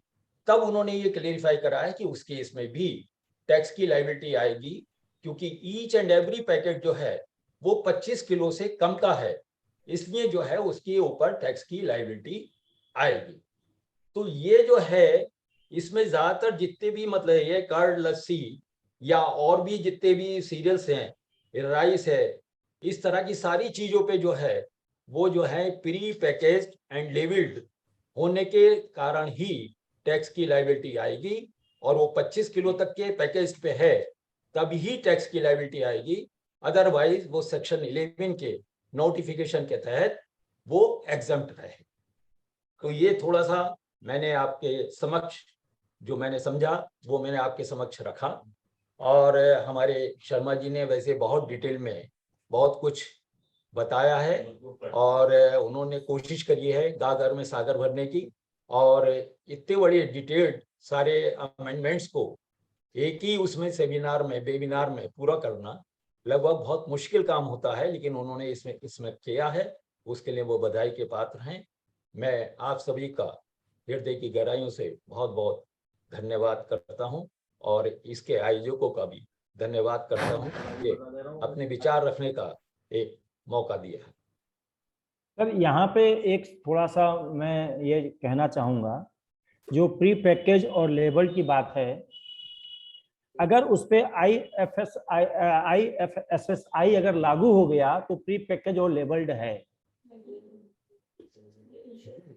और टैक्सेबिलिटी आ जाएगी जी, बहुत सिंपल तरीके से। ऐसा है, जो सर्कुलर जारी करा है उसमें बहुत कुछ क्लियर कर दिया है, हर एक क्वेश्चन को बहुत क्लियर करा है जी। और वैसे तो इसमें जो है 9 पॉइंट पे इन्होंने क्लियरिफिकेशन दिया है।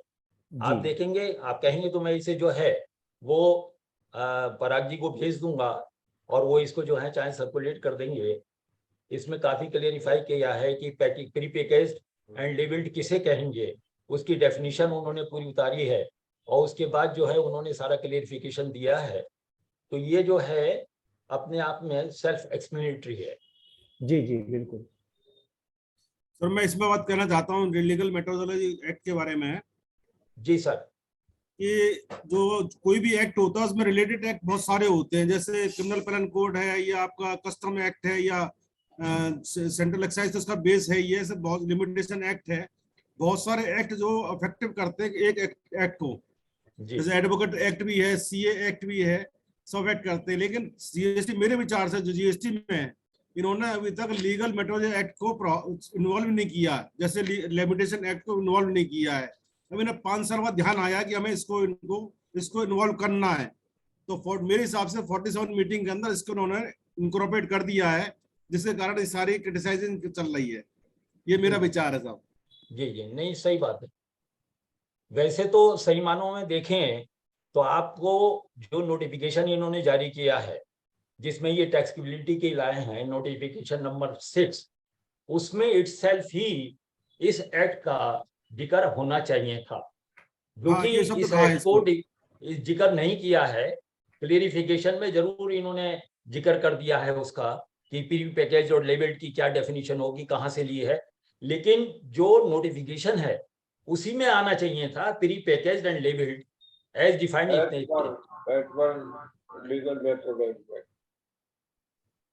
मतलब मेरे विचार से इसको इन्वॉल्व करने के लिए ये विधायी संस्था से पारित कराना चाहिए था, अमेंडमेंट करने के लिए, इसको एक्ट इफेक्टिव करने के लिए, जो कि 47 मीटिंग में कर दिया गया इनके द्वारा।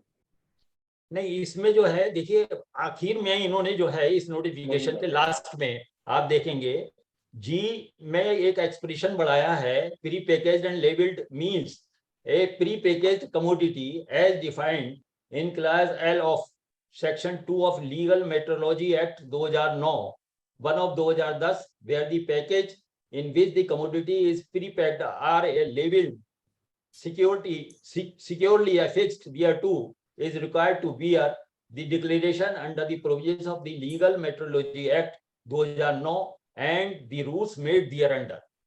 इसके हिसाब से इस नोटिफिकेशन के लास्ट में इन्होंने सबके लिए ये मतलब ये डिफाइन कर दिया कि मेट्रोलॉजी एक्ट के तहत जो प्री पैकेज्ड और लेबल्ड की डेफिनेशन है वो एक सूरत से एप्लीकेबल होगी। हर एक के आइटम के आगे ना लिख के लास्ट में इन्होंने जो है इस एक्सप्रेशन को जो है वो मतलब ये डिफाइन कर दिया इस सूरत से। सर बीच में बोलूं सर? हाँ बताइए, बाकी सर बताइए। सिंघल साहब, इसमें जब साफ लिख इसी में जिसकी एल की बात कर रहे थे अभी हम जी, क्लॉज एल की बात कर रहे, इसी में 25 किलो या 25 लीटर तक की ही बात थी केवल।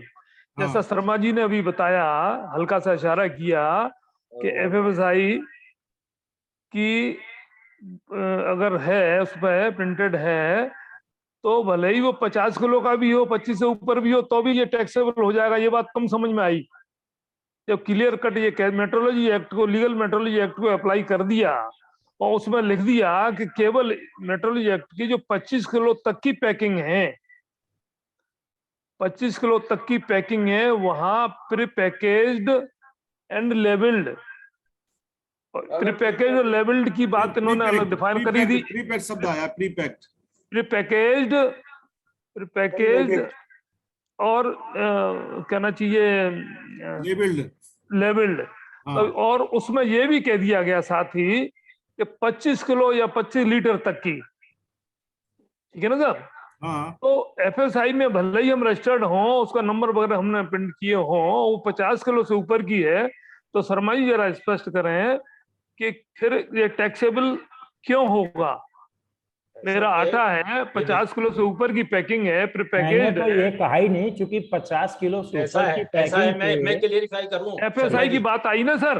हाँ नहीं, ठीक सर, ऐसा है मैंने जो बात कही, जो क्लियरिफिकेशन सीबीआईसी ने जारी करा है सर, और उसमें जो उन्होंने कहा है कि 50 किलो का पैकेज एक नहीं, उसके अंदर यदि 10-10 किलो के नहीं, वो तो पैकेज फिर वो तो 25 से नीचे हो ही गया, उसमें तो कोई डाउट है ही नहीं सर। बस उसकी बारे में मैंने कहा है, यदि वो 100 किलो के पैकेज में भी 20 उन्होंने पैक कर दिए उससे कोई फर्क नहीं, टैक्स लायबिलिटी आ जाएगी।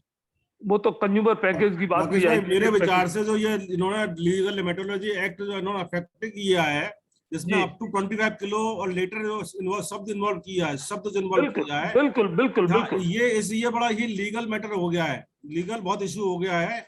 और हो सकता है इसमें कोई ना कोई कंपनी या कोई ना कोई जो लेवल पैकेट वाला है वो कोई कोर्ट केस भी करे।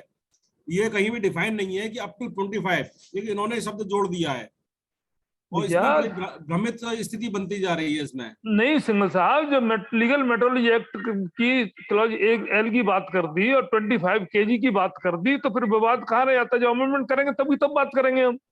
आज जितना अमेंडमेंट है, आज जो किया है, हम केवल उसकी बात, उसी को इंटरप्रेट करने बैठे हैं। ठीक है ना?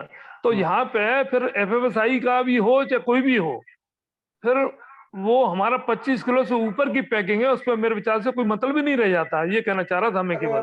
बिल्कुल सही बात है, बिल्कुल एग्री कर रहे हैं। सेक्शन 2 का इन्होंने हवाला दिया, सेक्शन 16 का हवाला दिया है इन्होंने, मेट्रोलॉजी एक्ट के सेक्शन 2 और सेक्शन 16 का हवाला दिया है। लेकिन ये पैकेज भी कर दिया, लेबलाइज भी नहीं किया, तब भी राजी एक चीज मैं कहना चाहता हूँ जी कि सेक्शन 2L में कहीं ये नहीं लिखा हुआ कितना केजी होगा।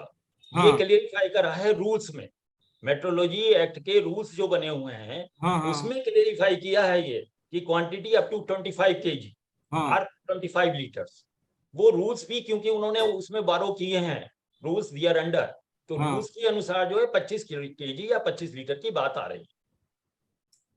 तो वो क्लियर हो गई ना सर, स्थिति तो क्लियर कर दी ना रूल्स के माध्यम से। इसमें इसमें कहीं डिस्प्यूट नहीं है, बस इतना सा कहना चाह रहे थे। हाँ, इसमें कोई डिस्प्यूट नहीं। किसी अन्य सदस्य का क्वेश्चन कोई है? ये मित्तल गर्ग जी कोई हैंड रेज कर रहे हैं भैया जी, इनको। हाँ, मित्तल गर्ग हरिद्वार से। जी नमस्कार सर। वीडियो खोल लीजिए मित्तल जी। जी जी हाँ बताइए।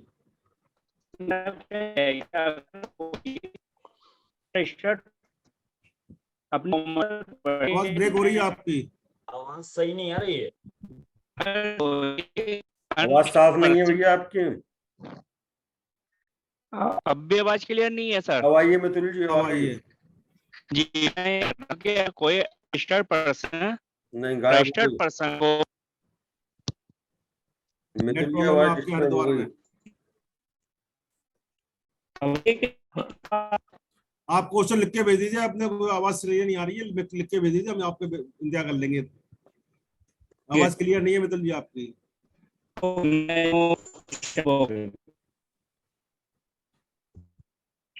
मित्तल जी ऑडिबल नहीं है। आप लिख के भेज दीजिए आप हमें क्वेश्चन, हमारे स्पीकर आपको जवाब दे देंगे। और any other members, any question?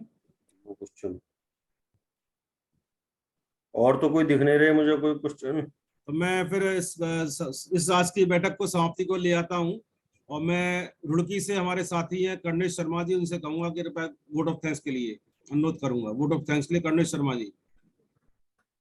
Karnesh Sharma ji please अपने आप को अनम्यूट करें। जी, पहले तो मैं सभी को जन्माष्टमी की हार्दिक बधाई देना चाहता हूं, और आज के स्पीकर श्री राजेश शर्मा जी, जिन्होंने आज बहुत अच्छे टॉपिक पे बहुत अच्छे से समझाया। सबसे बड़ी बात यह है इस फोरम की कि जिस भाषा में हम लोग समझना चाहते हैं, इसके स्पीकर जो है उसी भाषा में समझाते हैं। क्योंकि जैसे एक दो जगह और भी मीटिंग में जाते हैं तो उनकी लैंग्वेज इंग्लिश में इस तरह की होती है कि आधी चीज समझ में आती है, आधी नहीं आ पाती। तो आज शर्मा जी ने जो है उसी भाषा में समझाया जिसमें हम लोग समझना चाहते हैं। और इस फोरम पे जो भी स्पीकर आते हैं वो सभी इस तरह से समझाते हैं कि उनकी बात जो है 100% समझ में आती है। और मैं अपने आज के ये आर के अग्रवाल जी का भी धन्यवाद देना चाहता हूं। उन्होंने भी लास्ट में आके बहुत अच्छे से अग्रवाल जी जी उन्होंने भी बहुत अच्छे से क्लियर करते हैं। और मैं जो है एक सुझाव देना चाहता हूं, जैसे मतलब हमारी वेबिनार होती है तो वेबिनार में कुछ क्वेश्चंस ऐसे आते हैं जो अनसुलझे से रह जाते हैं। तो मैं चाहता हूं कि जो नेक्स्ट वेबिनार हो उसमें फर्स्ट जो है 5 मिनट स्पीकर को, आज के स्पीकर को इस तरह से दे दिए जाए कि यदि कोई क्वेश्चन ऐसा है तो वो उसमें बिल्कुल उसको क्लियर कर दें, तो उसमें बहुत ही अच्छा रहेगा कि जब भी नेक्स्ट वेबिनार हो, जैसे आज के हमारे शर्मा जी हैं, मान लो कुछ क्वेश्चन ऐसे रह गए तो वो अगली बार 5 मिनट में उनको पहले क्लियर कर दें, तो वो सभी के लिए बहुत अच्छा रहेगा। और उसके बाद अगला टॉपिक लिया जाए, क्योंकि जैसे पिछले में भी कई क्वेश्चन रह गए थे। जो पिछले वाली वेबिनार थी वो बहुत अच्छी थी, जिसमें उन्होंने शेयर के ऊपर जो है कैपिटल गेन की वो बताई थी। तो उसमें भी जैसे एक दो क्वेश्चन ऐसे रह जाते हैं जो क्लियर नहीं हो पाते। जैसे आज भी जीटीए मान लो एक दो क्वेश्चन ऐसे रह गए, तो नेक्स्ट मीटिंग जब भी हो तो वर्क कॉन्टेक्ट में भी रह गए सर, वर्क कॉन्टेक्ट में भी रह गए, वर्क कॉन्टेक्ट में भी रह गया है थोड़ा सा ना। 12% किस पे है आज तारीख में, 12% किस पे रहा। तो जैसे ये रह गए तो अगली बार में जो है कई क्वेश्चन जब हम लोग एक साथ बैठते हैं तो कई क्वेश्चन ऐसे भी आ जाते हैं कि वो तुरंत से क्लियर नहीं हो पाते। तो अगली जब भी वेबिनार हो उसमें 5 मिनट जो है सबसे पहले वही रख दिए जाए, आज के स्पीकर को दिए जाए कि वो उसको बिल्कुल एकदम से क्लियर कर दे, तो वो सबसे अच्छा रहेगा। बहुत बढ़िया सर, बहुत इसी के साथ जो है मैं आज की मीटिंग में सभी सदस्यों का हृदय से धन्यवाद देता हूँ। और गर्ग जी मैंने आपको अपना नंबर शेयर कर दिया है जी जी, तो आप हमसे आपकी बात ठीक है, मैं बता दूंगा। लेकिन हम सब लोग एक फोरम पे इस तरह हैं, बड़े भाई साहब, राजेश भैया जी एक क्वेरी और है, हमारे सबकी ही क्वेरी क्लियर हो तो बेटर है। हाँ दीपक जी बताइए। अगर चैट बॉक्स में क्वेरी है, उसको राजेश भैया जी देख लेंगे, बता दिया जाएगा। एक क्वेश्चन आया है, उसको नोट कर लीजिएगा। और मैं आपको बता दूं, जैसे कर्णेश शर्मा जी ने कहा है, हमारा प्रयास ही रहता है, कर जानकारी ग्रुप बने हुए हैं, कर जानकारी जो मेरे अखबार का ग्रुप बने हुए हैं, वो केवल इंटरेक्शन के लिए है। अच्छा, और अच्छा। मैं अपने जो राजेश शर्मा जी और विशेषकर मैं अपने बड़े भाई आके शर्मा अग्रवाल जी का बता दूं कि मैं अपना गुरु ही मानता हूं इनको। मैं 2010 में मेरी मुलाकात हुई थी पहले है, और जब भी रामपुर जाता हूँ या जैसे मौका मिलता है तो उनसे आप मैं 2-2.5 घंटे 3 घंटे क्लास लेता हूँ उनसे मैं, जिससे मेरे को ज्ञानवर्धन हो सके। और मैं इसी पर्पज से, इसी कारण से मैंने आप लोगों को लाभ हो जाए, मैं तो लाभ बहुत लिया, मैंने लेता रहूंगा, आप लोगों को लाभ हो, इसलिए आर अग्रवाल जी को हमने अपने फॉर्म में जोड़ लिया है। और आगे भी ITR 5 ITR 7 पे आपसे हमें ज्ञान लेना है। और मैं बिल्कुल सही बात है शर्मा जी की जो भी क्वेश्चन हो, जब आप पे लिंक पहुंचता है तो लिंक के साथ भी क्वेश्चन आप शेयर कर दीजिए, जिससे स्पीकर के लिए आसानी रहेगी और आपको भी जवाब मिल सके, क्योंकि ये काफी मतलब टाइम भी लिमिट हमारी होती है। तो इसके साथ ही मैं आप लोगों से विदा लेता हूँ। भगवान कृष्ण के जन्म के लिए आपको जन्माष्टमी के अवसर पर आपको बधाई देता हूँ। सर्व परिवार बधाई। आपके घर कन्हैया आए, लाला आए और आप खुशियां मनाएं।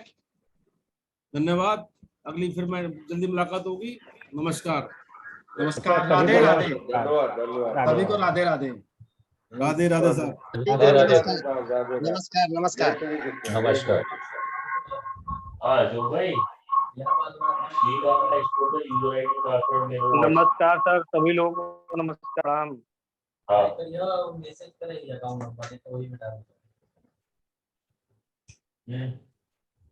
सभी लोगों को नमस्कार। नमस्कार। मीटिंग एंड करता हूँ फिर मैं।